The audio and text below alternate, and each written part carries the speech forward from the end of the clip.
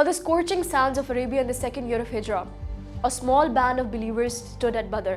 They were 313, facing an enemy 3 times their number, better armed, better supplied, and confident of victory.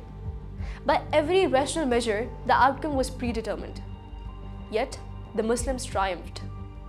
They fought not from the number of resources, but from Imaan, faith, the unshakable conviction that their struggle was just and the God's help was near. That day, the impossible became real, and Badr became eternal proof that moral force can outweigh material strength.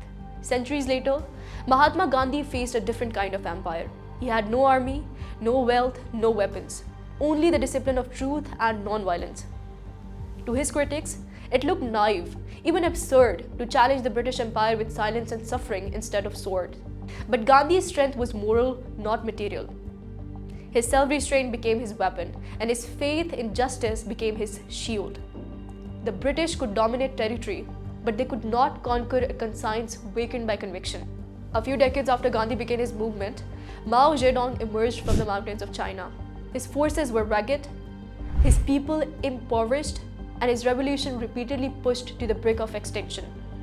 Still, he held fast to belief, not in divine intervention, but in the inevitable victory of will, discipline, and purpose.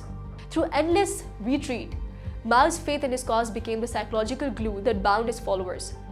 He called it the spiritual strength, the invisible weapon that turned weakness into persistence until his revolution remade a nation. And in the 20th century, final act of improbable creation, Muhammad Ali Jinnah dreamed of Pakistan. Few believed him. He had no army, no treasury, no administrative machinery, only conviction. To many, it was a fantasy.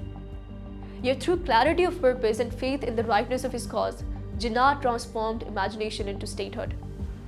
He stood frail in body, but unbreakable in will, the very image of faith converting impossibility into fact. What unites Badr, Gandhi, Mao, and Jinnah is not geography or culture, but faith and strategy. Measured by the conventional framework of ends, ways, and means, none of them should have succeeded. Each lacked resources, numbers, or certainty. Yet each achieved what reason declared impossible. Why? Because conviction itself became their greatest weapon. The transcendent will, the moral energy that bends reality towards belief. In the Islamic tradition, this force is beautifully expressed in the creed. Imaan, Taqwa, Jihad fi sabilillah, faith, discipline, and striving in the path of God. It is not a call to conquest, but a philosophy of purposeful struggle, a way of aligning the spiritual and the strategic. Imaan defines the ends. It answers why we struggle, giving meaning before victory and courage before capability. Faith ensures that action is guided by conviction, not by fear. Taqwa shapes the ways. It is God-conscious discipline, the restraint that channels passion through ethics. Taqwa keeps power pure, ensuring the moral boundaries are never crossed in pursuit of noble aims. Jihad fi sabilillah provides the means. Here, jihad means struggle, not necessarily the warfare. It encompasses every sincere effort, learning, working, serving, defending, reforming, any exertion made for truth and justice.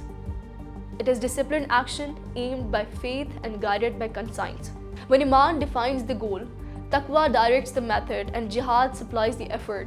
They produce a moral energy that transcends calculation. This is the fourth dimension of strategy, the unseen force that magnifies limited means and sustains endurance. It is what carried the believers at Badr, what steadied Gandhi's hand, and what hardened Mao's resolve, and what empowered Jinnah's dream. The Western strategist seeks balance among ends, ways, and means. The believer seeks transcendence through unity of faith, discipline, and struggle. When these align, faith itself becomes power, faith beyond reason, the strength that turns vision into destiny.